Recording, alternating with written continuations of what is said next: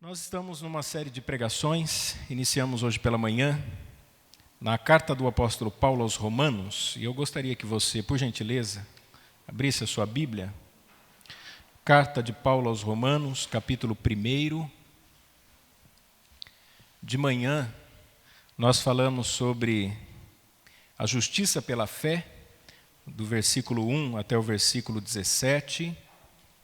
Nós falamos sobre as credenciais do apóstolo Paulo, sobre a razão dele pregar em Roma.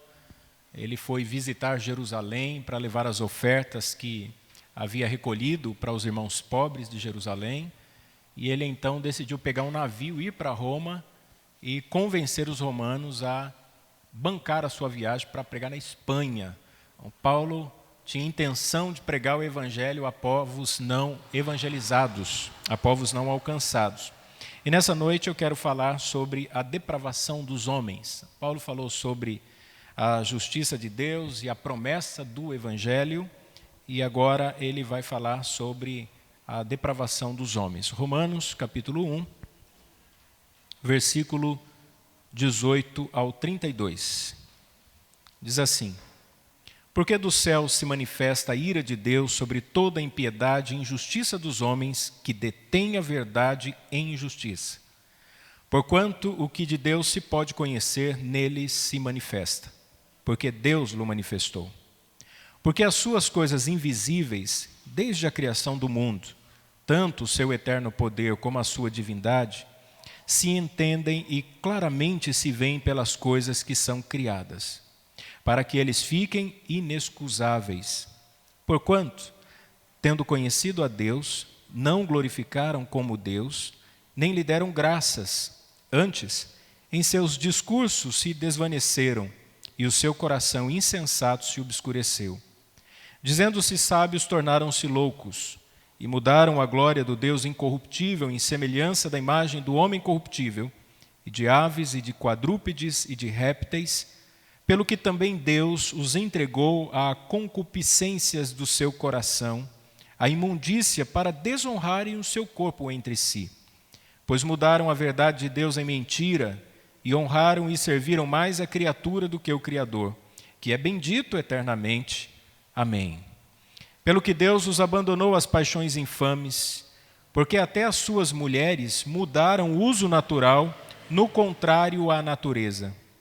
E semelhantemente também os homens, deixando o uso natural da mulher, se inflamaram em sua sensualidade uns para com os outros, homem com homem, cometendo torpeza e recebendo em si mesmos a recompensa que convinha ao seu erro. E como eles se não importaram de ter conhecimento de Deus, assim Deus os entregou a um sentimento perverso, para fazerem coisas que não convêm, estando cheios de toda iniquidade, prostituição, malícia, avareza, maldade, cheios de inveja, homicídio, contenda, engano, malignidade, sendo murmuradores, detratores, aborrecedores de Deus, injuriadores, soberbos, presunçosos, inventores de males, desobedientes ao pai e à mãe, nécios, infiéis nos contratos, sem afeição natural, irreconciliáveis, sem misericórdia, os quais, conhecendo a justiça de Deus e que são dignos de morte os que tais coisas praticam, não somente as fazem, mas também consentem aos que as fazem. Amém. Eu disse hoje de manhã sobre a importância da carta do apóstolo Paulo à igreja de Roma.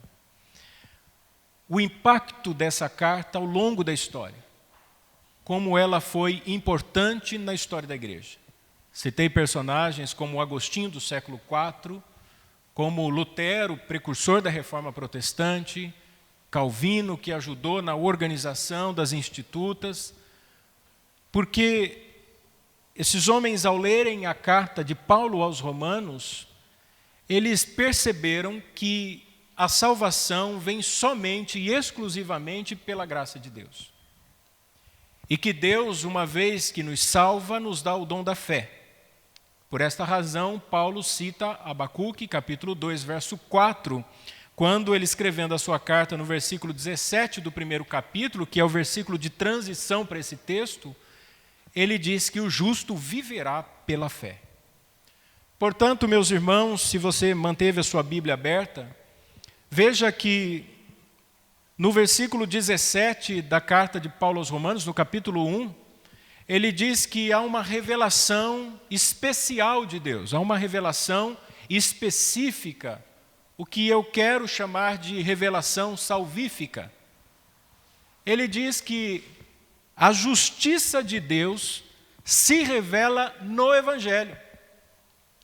E que a única maneira de nós conhecermos essa justiça é o Evangelho. Então o Evangelho não é só uma carta, não é só boas novas, não é só uma mensagem. O Evangelho é uma pessoa. O Evangelho é Jesus. O Evangelho fala da promessa do Antigo Testamento e Paulo diz isso. O que antigamente foi prometido pelos profetas, agora se cumpre na pessoa de Jesus. De quem ele é servo, que é o mesmo que escravo, de quem ele é separado e vocacionado ao apostolado. E é por isso que Paulo quer pregar na igreja de Roma e mostrar para eles o quanto é importante eles bancarem a viagem missionária para que ele pregue na Espanha. Se Paulo disse que a justiça de Deus se revela no Evangelho, agora no versículo 18 ele faz a transição do seu pensamento. Porque no versículo 18, Paulo diz que a criação também traz uma manifestação. Vejam que ele sutilmente muda de revelação para manifestação. Se o Evangelho revela a justiça de Deus, a criação manifesta a ira de Deus, é que disse o apóstolo Paulo. Logo, revelar significa tirar o véu, ou significa que alguma coisa está contida em oculto e que Deus é quem a revela. A justiça de Deus é revelada pelo próprio Deus no Evangelho. Mas a criação manifesta, mas não a justiça. A criação manifesta a ira de Deus. Então, no início do capítulo 1, Paulo fala sobre aqueles a quem o Evangelho alcança. Agora, na segunda parte do capítulo 1, Paulo fala sobre a ira de Deus que repousa sobre os homens que não aceitaram o Evangelho. E quando nós lemos, irmãos, essa segunda parte do capítulo 1, há uma progressão da revelação de Deus. E Paulo inicia essa progressão falando sobre a revelação. Deus se revela, é o que diz o apóstolo Paulo, do versículo 18 ao versículo 20. E nós precisamos lembrar aqui que Paulo é um judeu. E que Paulo sabe que a expressão de manifestação da ira de Deus na criação, ou da glória de Deus, é uma linguagem do Antigo Testamento. Salmo 19, verso 1 diz: os céus declaram, ou manifestam, anunciam a glória de Deus, e o firmamento anuncia a obra das suas mãos. Para Paulo, todos os homens, quando olham para a criação, eles veem claramente manifesto que ela foi feita por um Criador. Deus criou todas as coisas que existem. Ele é o ponto inicial de toda a existência. Ele é a fonte de onde emana toda a existência. Nada passou a surgir por si mesmo. Nada evoluiu por si mesmo. Tudo o que existe foi feito por um arquiteto, por um designer, por uma sabedoria criadora do próprio Deus. Então, os homens, quando olham para a criação, eles veem que Deus existe. É isso que Paulo está dizendo aqui. Mesmo que alguém admita o ateísmo e diga assim: não, eu não creio, eu rejeito essa ideia ou essa crença de um Criador. Mas para Paulo, o senso de divindade é algo que está em nós e que é colocado pelo próprio Criador, porque somos feitos sua imagem e semelhança. Então o homem é um ser adorador por natureza e criação. Deus nos fez adoradores. E qual é então a atitude destes homens que, ao olhar para a criação, veem que Deus existe porque ela manifesta os atributos de Deus, manifesta a grandeza de Deus, eles tomam essa revelação, eles pegam essa revelação e eles a detêm, é o que disse Paulo, em injustiça.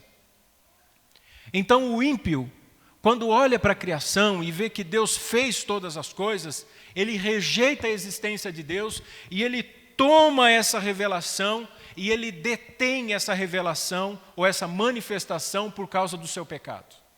E a palavra deter aqui no grego é asfixiar por afogamento. Você já viu uma pessoa, talvez num filme de ação, quando eles pegam alguém para fazer uma confissão e eles pegam pelo cabelo, enfia a cabeça do fulano na água e segura e ele começa asfixiação por afogamento e ele fica desesperado, ele começa a se bater e eles levantam e falam, vai, confessa? Não, enfia a cabeça dele de novo. Para Paulo, o que os homens estão fazendo com a manifestação de Deus na criação é mais ou menos isso. Por causa do pecado, os ímpios tomam essa revelação e eles sufocam por causa da injustiça. E eles não admitem, eles não aceitam que Deus se revela na sua criação. Mas como é que Deus se revela? Ou o que é que Deus revela na sua criação? Paulo diz as coisas invisíveis a respeito de Deus. Há algo invisível, mas que se torna claramente visto quando nós olhamos para a criação. Primeiro, Deus manifesta seu eterno poder, disse o apóstolo Paulo. E Paulo coloca aqui a ideia de poder, a mesma ideia de salvação, que é o poder do Evangelho, que é o poder de Deus para a salvação, é o poder criacional de Deus. É o poder que trouxe à existência todas as coisas. Esse Deus eternamente poderoso, Ele quem criou tudo. O seu eterno poder, a transcendência divina, Ele está além da sua criação. Ele se manifesta na sua criação, isso é a imanência de Deus, mas Ele não faz parte da sua criação. Ele é o Criador. Deus que se relaciona com a criação, não é parte da criação. E aqui Paulo já coloca de lado toda a religião panteísta da época do paganismo romano. Então Paulo está dizendo assim, o seu eterno poder. Então Deus é transcendente. Ele é o Criador. Ele é o Todo-Poderoso. Ele é o Deus eterno. Ele é a fonte de toda a existência. Como o hino que foi entoado aqui. Vem, Senhor, do bem a fonte. Ele é a fonte de toda a existência. Mas esse Deus transcendente também é o Deus imanente. Porque Paulo diz que a sua divindade também se revela na criação. Então existe alguém todo-poderoso e divino, que ao mesmo tempo que criou todas as coisas, também se revela ao homem. Mas ele não é parte da criação. Ele é Deus. Paulo está dizendo que os ímpios sabem disso. Os homens, todos, sabem disso. Mesmo que por sua incredulidade eles sufoquem essa verdade por causa da injustiça, eles sabem que Deus existe. Porque essa é a semente da religião que está no coração de todo homem. Lá no fundo da alma, todo mundo pensa na existência de Deus. Porque até para assumir o ateísmo é necessário crer em Deus. Porque você só pode ser diametralmente oposto a uma crença que você idealiza ela. Então, se eu disser que Deus não existe, logo eu preciso pensar na existência para eu combater essa ideia. Vejam que até o ateísmo é ridículo. O filósofo do século XVII, Spinoza, dizia que Deus é todo imanente, que tudo que existe fluiu deste ser criador. Os homens sabem disso. Mas eles rejeitam por causa do seu pecado. Mas diferente da revelação do Evangelho, que é para a salvação, que é o poder de Deus para salvar, a manifestação de Deus na criação condena. Leva todos os homens à sensação de culpa, porque os homens insistem em rejeitar o Criador. Imagine você numa exposição de artes, e de repente você se depara com um lindo quadro. E logo você vê que embaixo tem o nome do artista. E o artista está próximo do quadro. Mas você insiste em admirar aquela arte, aquele quadro, e ignorar o artista. Qual a sensação desse artista? De que está sendo injustiçado. Ou pior, você então começa a dizer que aquele quadro pintou-se a si mesmo, surgiu por si mesmo, como muitos teóricos da evolução dizem. A criação surgiu por si mesma. Aliás, a natureza passou a evoluir em bilhões de anos. A sensação de injustiça. Deus está dizendo que os homens olham para a criação, veem a existência de um Criador, veem seu eterno poder, sua divindade, mas eles pegam essa manifestação e, por causa dos seus pecados, eles então sufocam essa manifestação. E aí no verso 20, ele diz que se estendem e claramente se veem pelas coisas que estão criadas. Qual a razão, diz Paulo, para que todos os homens sejam inexcusáveis? E a ideia aqui, irmãos, de inexcusável é indesculpável. Esses homens são indesculpáveis. Paulo está pegando aqui um termo do tribunal romano, quando os condenados eram apresentados diante de um juiz, e dependendo da cor da vestimenta deles, eles tinham ou não direito de defesa. Paulo está usando essa linguagem dizendo que aqueles que aqui veem a revelação de Deus na criação e não a admitem, eles são indesculpáveis diante de Deus. Deus manifesta sua ira na criação para que no dia do juízo nenhum homem pense em se desculpar diante de Deus por não ter aceitado o Evangelho. A glória de Deus na criação tem essa finalidade, fazer com que todos os homens sejam indesculpáveis. Então, para Paulo aqui o primeiro ponto é a revelação de Deus. Mas nessa progressão vem a rejeição.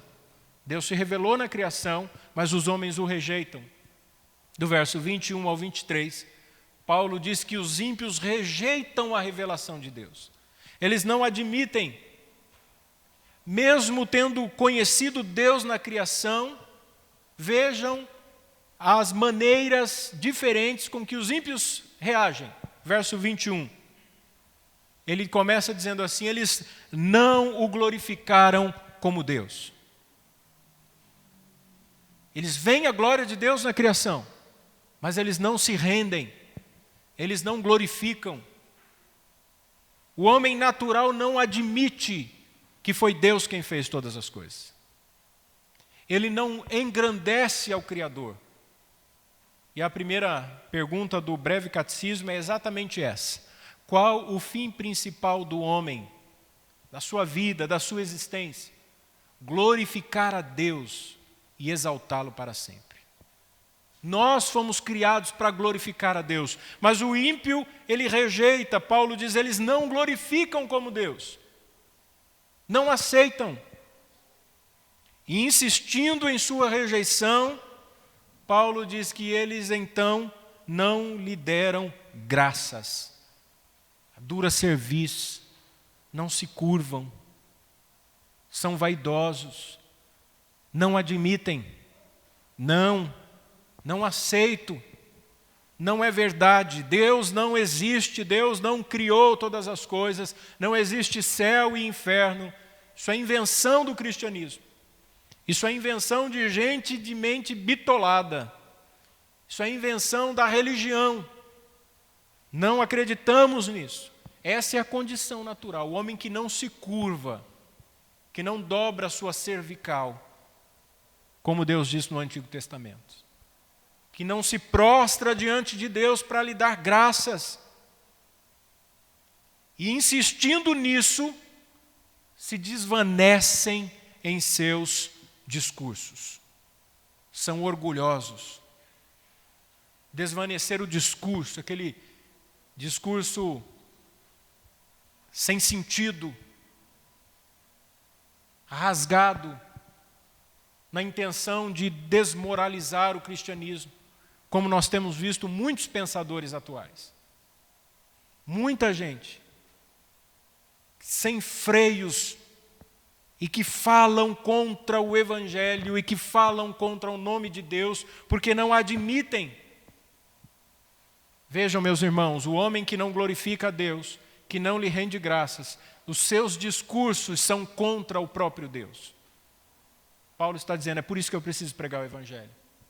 Porque há uma progressão na maldade dos homens e o resultado disso, o quarto ponto, ele diz assim, eles obscureceram seus corações.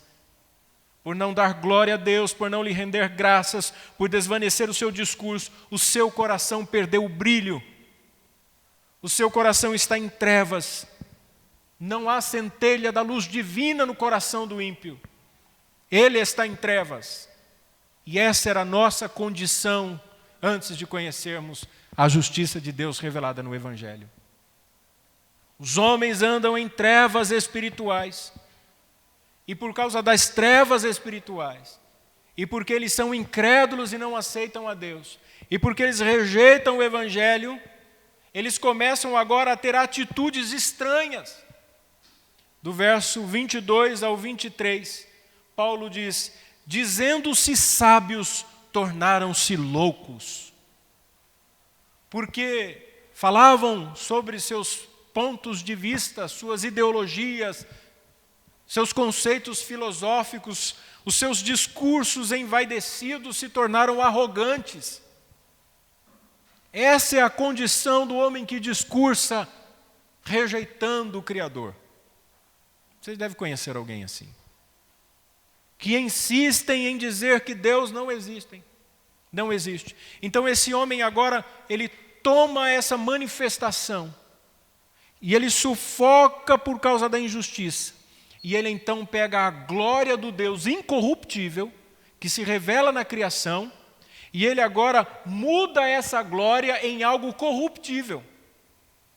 Porque ele não aceita o Criador, seu eterno poder, sua divindade, então ele toma agora essa manifestação e faz com que aquilo que é incorruptível se torne corruptível. E o que ele faz? Ele se torna idólatra. E a primeira coisa aqui que Paulo diz é que ele faz a imagem e semelhança de homem para adorar. Obviamente, Paulo está falando sobre o culto ao imperador, porque César Augustus eram títulos dados aos imperadores. Augustus aponta para o consagrado, para uma divindade. César era um título que se dava. Então, toda vez que se levantava um imperador, no conceito pagão, ele era uma espécie de Deus encarnado. Então tinha o culto ao imperador. Em Roma existia isso. Tinha a imagem do imperador. Tinha a insígnia do imperador de César na moeda. Eles veneravam. Lembra de Jesus quando foi questionado sobre pagar tributos a César? A pergunta de Jesus foi, qual a imagem que vocês veem na moeda? De César? Dai a César o que é de César e dai a Deus o que é de Deus. Óbvio que Jesus não está preocupado com dinheiro, nem Jesus estava preocupado em falar sobre finanças. Mas Jesus estava falando sobre a adoração. Se César quer adoração, a adoração pertence a Deus. Se Roma quer culto, o culto pertence a Deus. Se Roma acha que a lei dela é perfeita, a lei perfeita é a lei de Deus, é a lei mosaica. Portanto, o que vocês têm que dar a César é só a moeda. Deem a César o que é de César.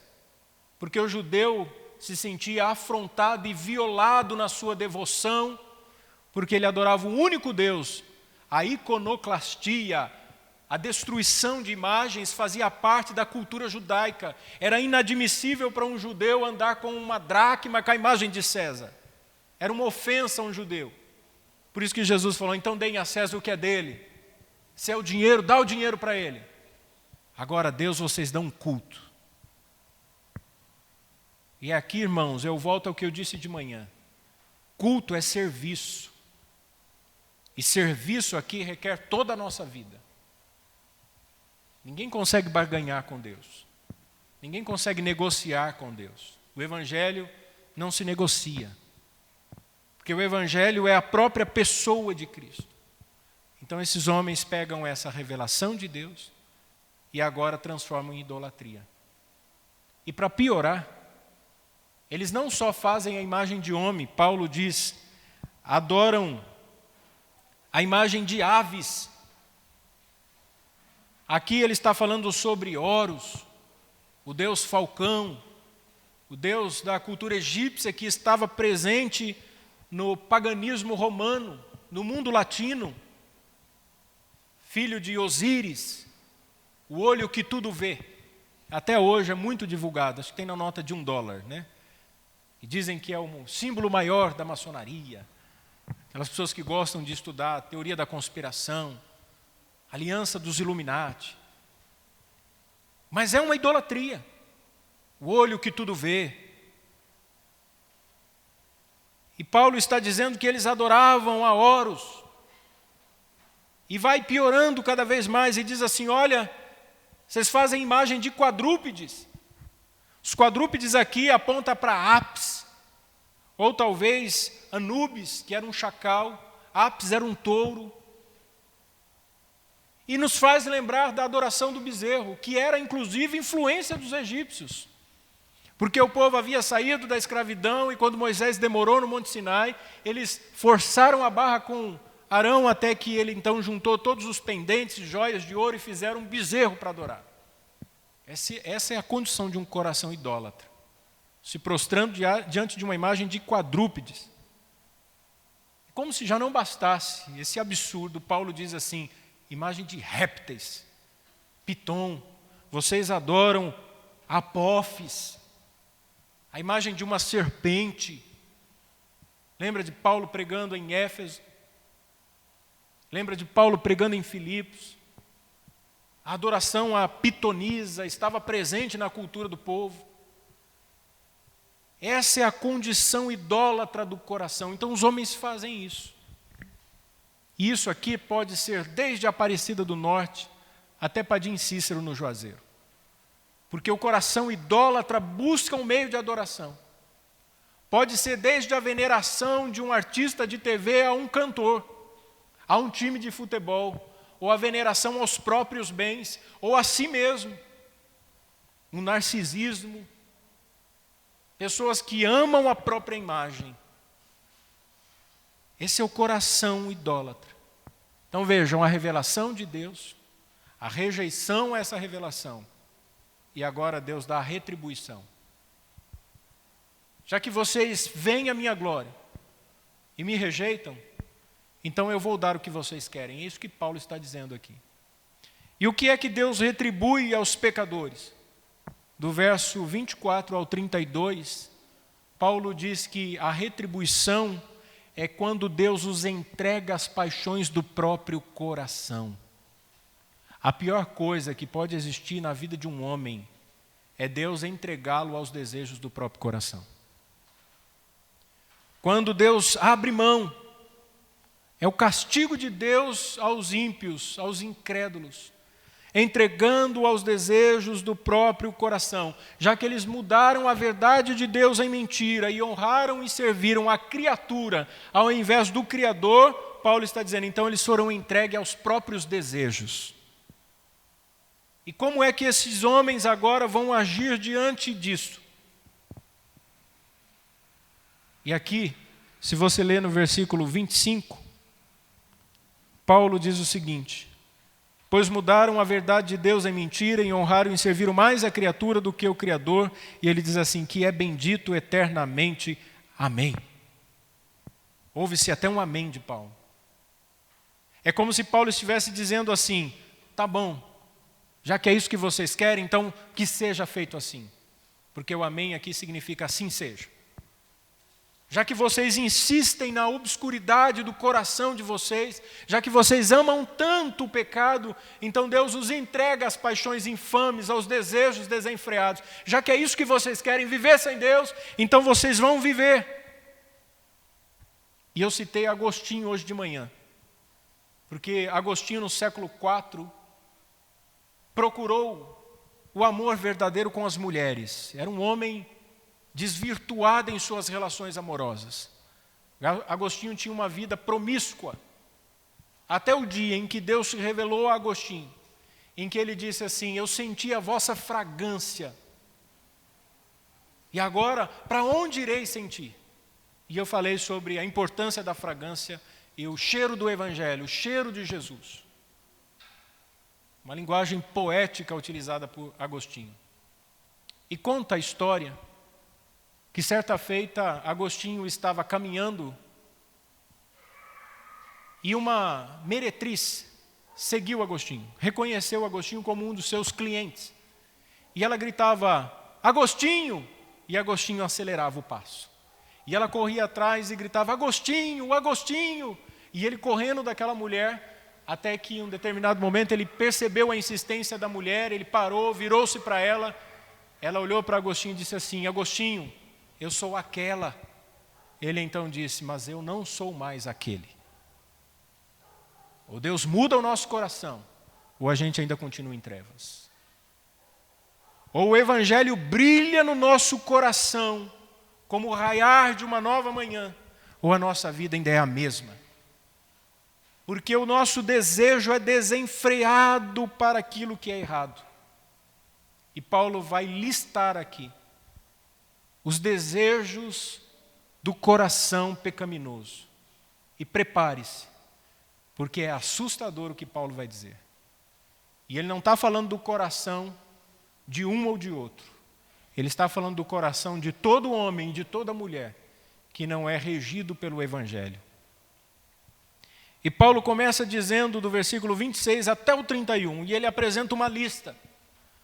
E ele diz que a disposição do homossexualismo não é algo da própria natureza, mas antes o que vem dos desejos do coração. E notem que Paulo está dizendo isso numa cultura onde a prática homossexual era aceitável. Aliás, irmãos, o Império Romano era muito promíscuo. O imperador Nero, na sua adolescência, foi introduzido à vida sexual com a própria mãe e se gabava disso. Os imperadores, praticamente todos, tinham jovens rapazes que eram seus amantes. A esposa de Nero era conhecida por ter se deitado com outros homens, e o próprio imperador sabia disso. Então a ideia da ideologia de gênero já existia no paganismo romano. Porque o conceito centralizado de sexualidade, de definição de homem e mulher, é bíblico, é judaico-cristão. Mas no contexto pagão, aqui Paulo está dizendo, e por causa da obscuridade espiritual, e por causa do pecado do coração, e porque Deus os entregou às suas paixões, a mulher mudou o uso natural, mulher com mulher e homem com homem, é o que disse Paulo. E ele continua, prostituição, toda prática pecaminosa envolvendo sexualidade ilícita está enquadrada aqui. Isso por causa do desejo do coração. E ele diz, malícia, inclinação para fazer o mal. Os homens têm essa tendência natural para fazer aquilo que é mal. Você pega uma criancinha nos seus primeiros anos de vida, o que é certo e correto você tem que ensinar, o que é errado não precisa. O próprio coração da criança é inclinado ao mal. Ninguém precisa ensinar coisa errada para os filhos, eles aprendem por sua própria natureza. E quem é pai sabe disso. A inclinação para o mal, essa malícia do coração, a avareza. Ele está dizendo que o apego ao material, ao dinheiro, aquilo que lhe dá segurança, é uma disposição pecaminosa. Porque faz com que essa pessoa não confie no provedor. Então ela se apega, ela é avarenta, é mesquinho, maldade, qualidade do que é perverso. O homem, seu coração, ele é mau, ele gosta do mal. Por que vocês acham que os telejornais anunciam coisas ruins? Por que existe jornal policial para falar de acidente, de assalto, de estupro, de homicídio? Porque as pessoas gostam disso. Por que apresentadores de programas violentos emplacam na audiência? Porque as pessoas amam notícias ruins.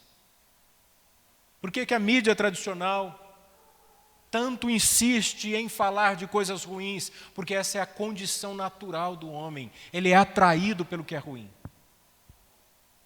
Os homens, em sua condição natural, quando ouvem a respeito de um seu semelhante que conquistou alguma coisa, que está bem, ele não se alegra muito. Mas quando ele sabe de alguma coisa ruim, mesmo que ele diga, olha, que triste, mas parece que no coração é uma coisa maquiavélica. Ai, que bom. Sente prazer em ver a desgraça. Essa é a condição pecaminosa. Paulo diz assim, o coração é invejoso.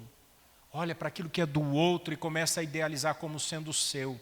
E aí você alimenta um sentimento de competitividade, de procurar ser semelhante, fazer igual, para mostrar que também consegue. Quantas famílias sofrem com a inveja? O cunhado compra um carro, aí o outro vai lá e compra um carro mais novo. Fica endividado até o pescoço, mas tem uma competitividade na família. Fulano fez uma viagem, aí ele publicou a foto no Facebook, e você olha, ai que inveja, e aí você vai e faz uma viagem mais chique. As pessoas agem assim,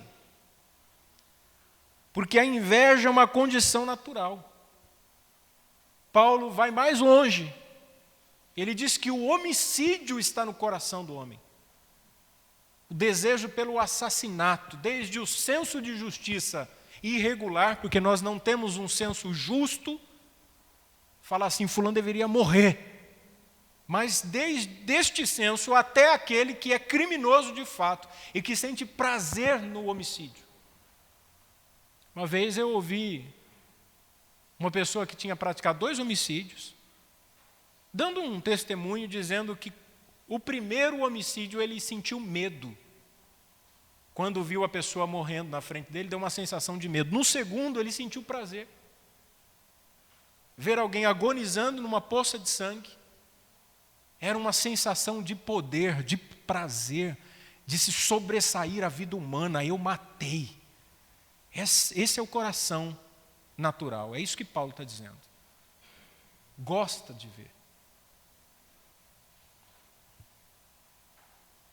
Contenda. Paulo diz que o coração natural busca a discórdia, a rixa, a discussão, bate-boca. Eu sou assim mesmo, eu gosto de briga.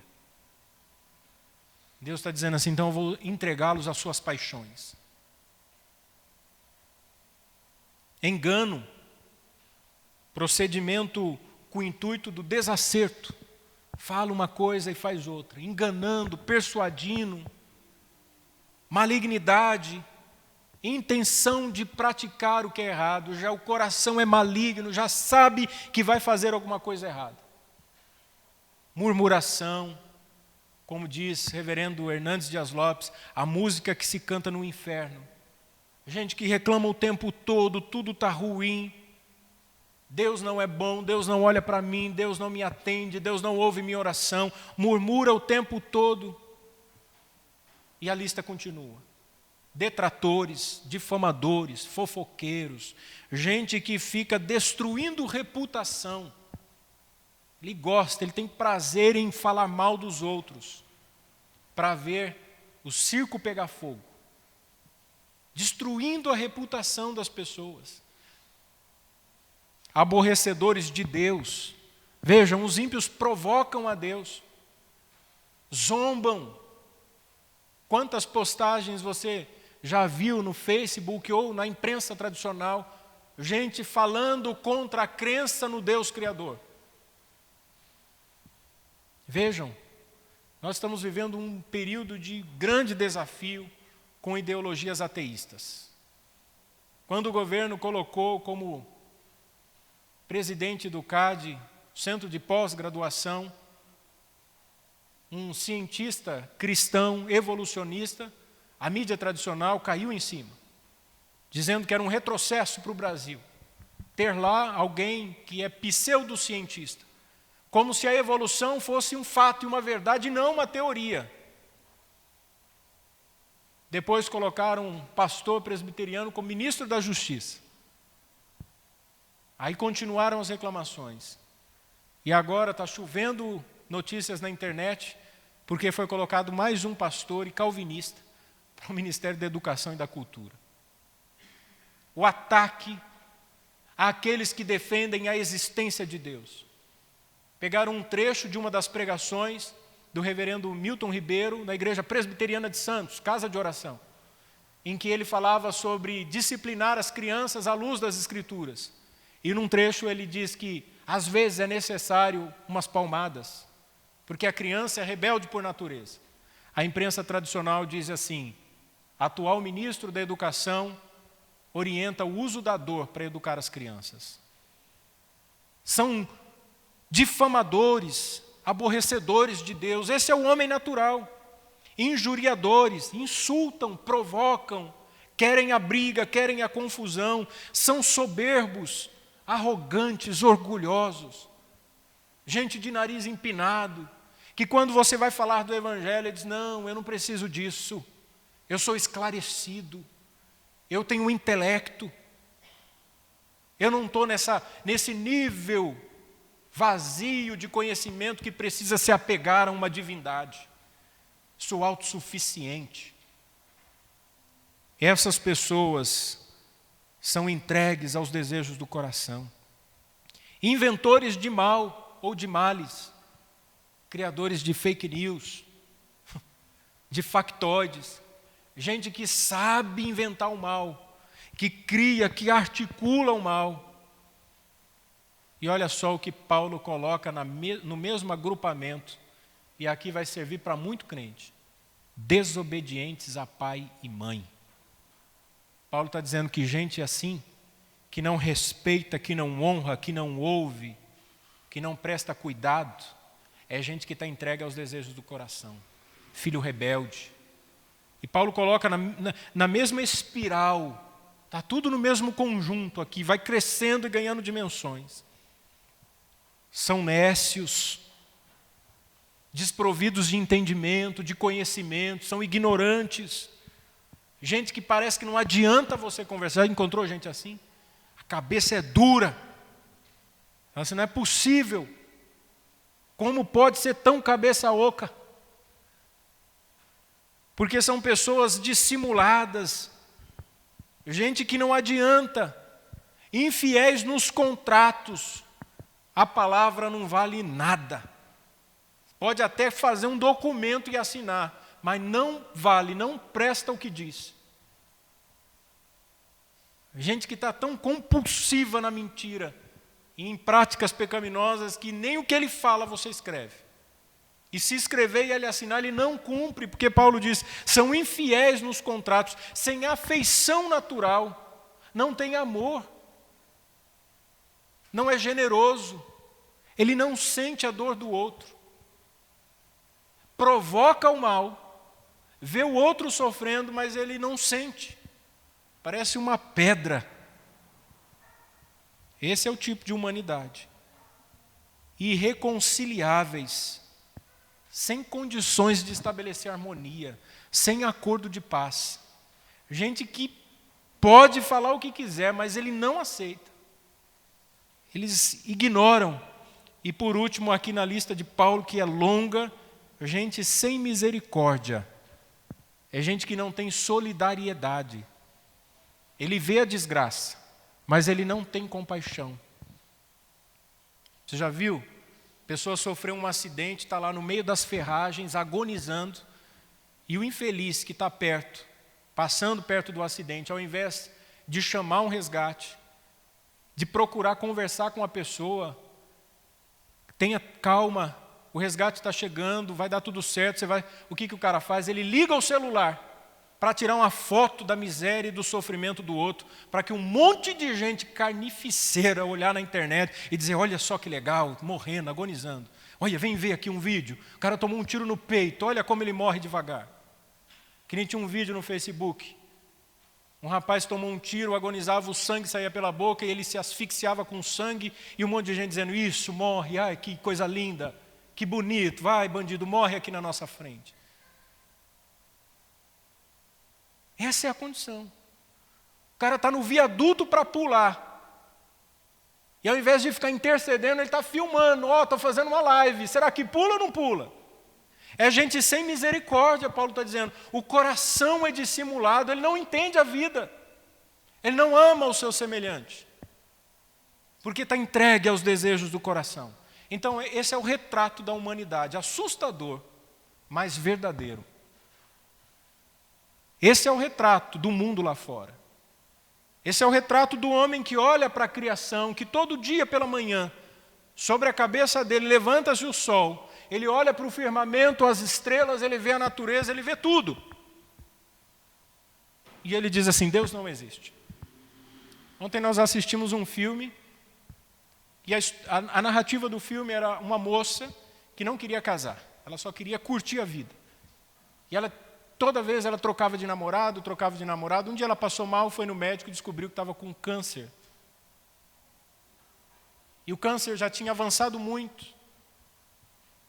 E então, num daqueles dias de depressão, pós-diagnóstico, ela começa a andar pelo parque da cidade, olhar para as árvores, ver um casalzinho de idoso, de mãos dadas, ver as crianças brincando, ver os pássaros.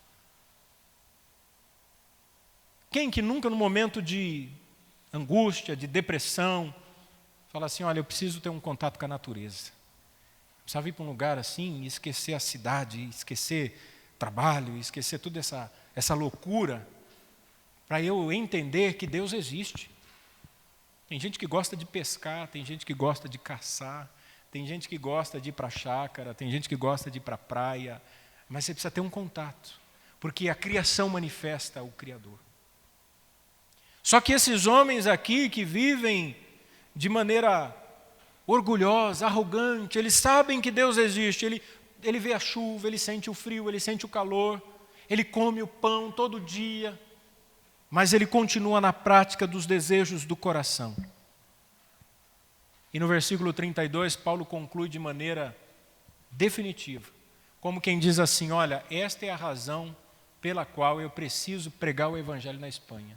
Sabe por quê? Veja o verso 32. Os quais, conhecendo a justiça de Deus, e está aqui entre parênteses, que são dignos de morte, os que tais coisas praticam, ou seja, essa lista toda, gente que pratica isso é digno de morte.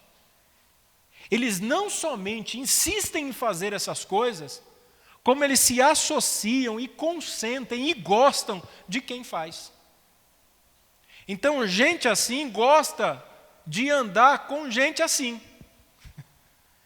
Gente maldosa gosta de andar com pessoas que se identificam com sua maldade.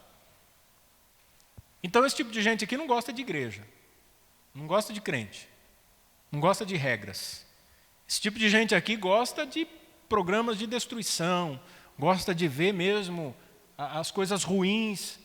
É gente que está com a mente petrificada, o coração apodreceu, não tem luz do Evangelho.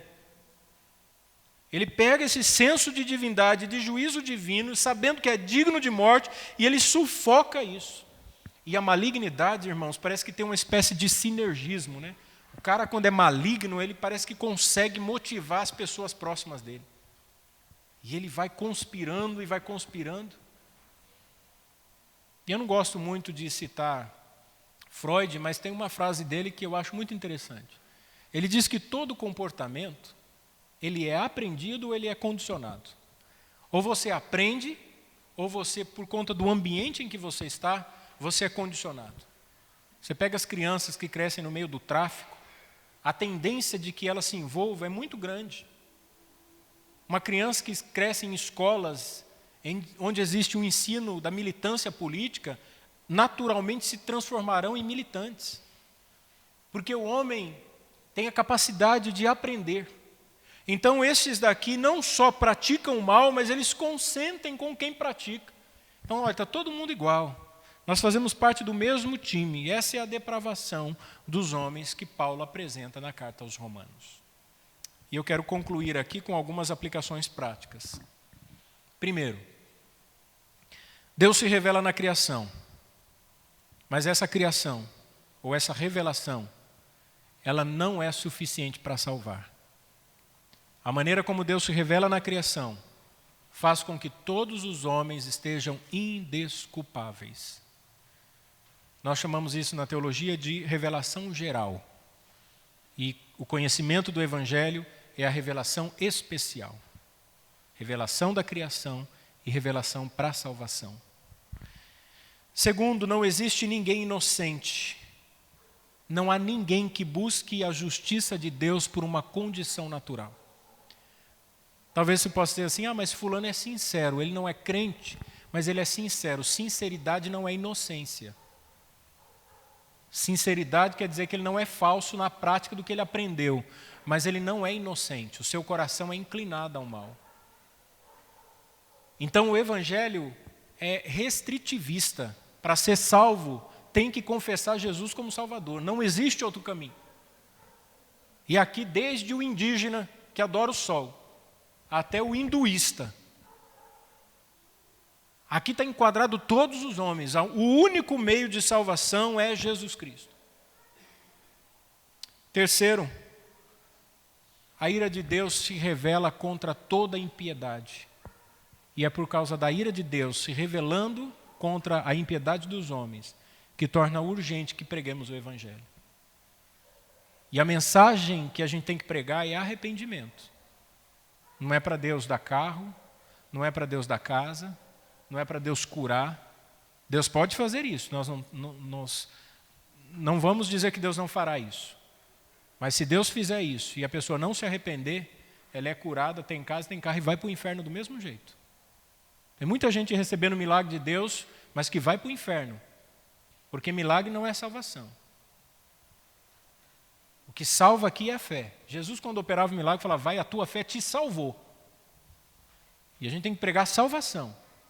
Os homens precisam se arrepender dos seus pecados, e urge essa necessidade. Então pregue arrependimento.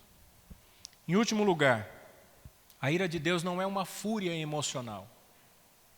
Como a gente, quando fica furioso, porque nós ouvimos alguma notícia, e nós então temos aquele senso de juízo. Você diz assim, se fosse eu. Você vê alguém maltratando uma criança, ou maltratando seus pais, ou desrespeitando um semelhante, você diz assim, mas não é possível um negócio desse. Aquela ira, essa ira, por mais que ela tente revelar um senso de dignidade, a Bíblia diz assim, irai-vos e não pequeis, não se ponha o sol sobre a vossa ira. Antes de anoitecer, antes de você ir dormir, libera perdão, para com isso. Minha é a vingança, eu retribuirei, diz o Senhor. Porque a ira de Deus é uma ira santa. A ira de Deus é um posicionamento oposto ao pecado. Deus se ira por causa do pecado que entrou na humanidade. Então, meus irmãos, que nós sejamos gratos a Deus. Primeiro porque Ele nos revelou a salvação, a justificação no Evangelho. E porque a criação revela a ira de Deus.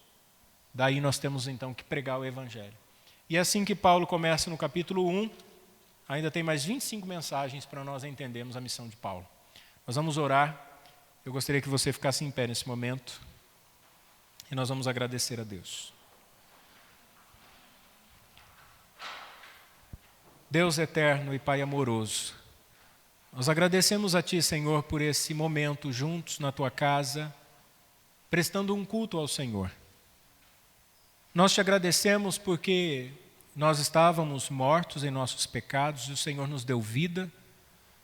E hoje nós podemos caminhar segundo a Tua palavra. Hoje nós podemos entender a mensagem do Evangelho. Hoje nós podemos pregar o Evangelho.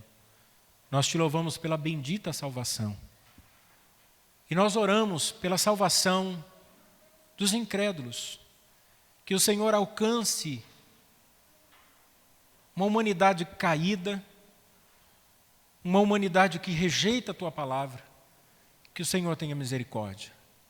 Que o Senhor use a instrumentalidade da nossa vida para levar a Tua palavra. Que nós sejamos fiéis, dispenseiros, pregoeiros do reino, em tempo e fora de tempo, aonde nós estivermos. Que levantemos a bandeira do Evangelho, que testemunhemos essa verdade que liberta e que falemos da salvação em Jesus Cristo. Que o Senhor nos abençoe e que o Senhor nos guarde. Nós oramos em nome de Jesus. Amém.